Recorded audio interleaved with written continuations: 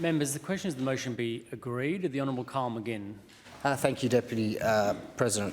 I rise today very happily to support this motion brought to the House by the Honourable Sandra Carr, and thank the Honourable Sandra Carr for bringing such a great motion to this House. It's private members' business has great quality in this term, I can see already, and I'm absolutely excited to get up and talk about what is one of my favourite grant programs.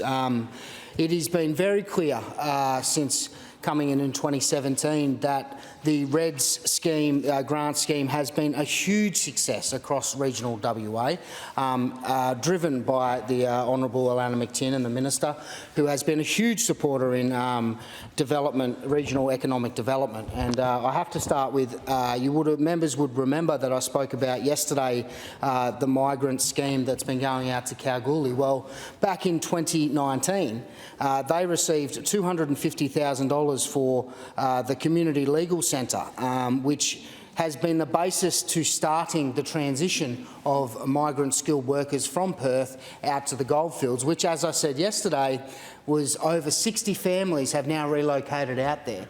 And it has been amazing to see their culture. They bring their culture with them, they bring the diversity, they bring their families, they fill the schools. It is absolutely amazing. And that has all been started from a REDS grant back in 2019. And they have gone from strength to strength. And I did mention Blessings, who is the lady that runs the pushes very hard at that Community Legal Centre, and I'm going to mention her again because she has worked so tirelessly in connecting these families to real jobs, real outcomes, real housing, real good quality employment in the Goldfields region.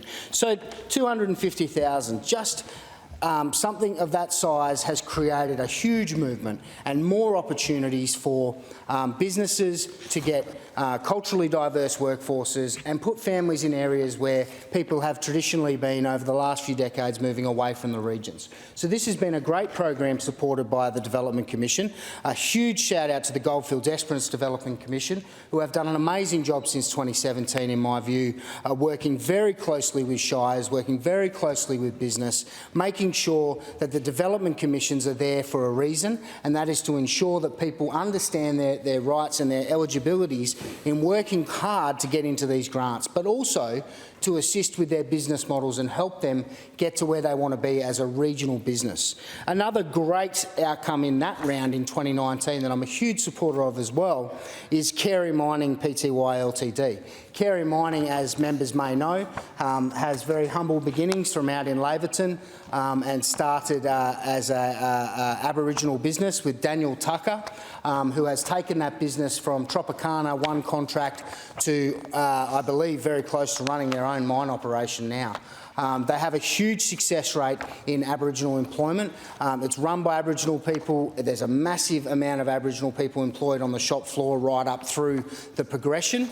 But what they received under the grant funding was $166,980. And this was in a study to define the education and training needs for the resource sector in the goldfields. What they are on the path to achieving, I believe, will be a huge game changer for Aboriginal employment in the mining industry, which is needed because we always see tick and flick operations with, most of the time I see some doctored numbers on how much Aboriginal employment these mining companies actually have. But having someone like Carey Mining spearheading this with an Aboriginal mining employment school based out of WASM, the WA School of Mines, solely for putting Aboriginal people through their training and education program to then get employment in the industry. I think it is amazing.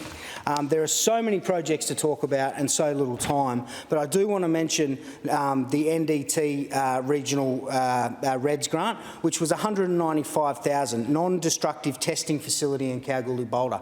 This is a service that was getting shipped from the goldfields back to Perth Perth. That's where the testing would happen, and then it was taken back out to the goldfields. The business seen the gap and identified it. They come in with support from the Goldfields Esperance Development Commission, and they now have a strong demand for services. They've opened up a Perth branch as well now to ensure that they capture the market that's trying to escape.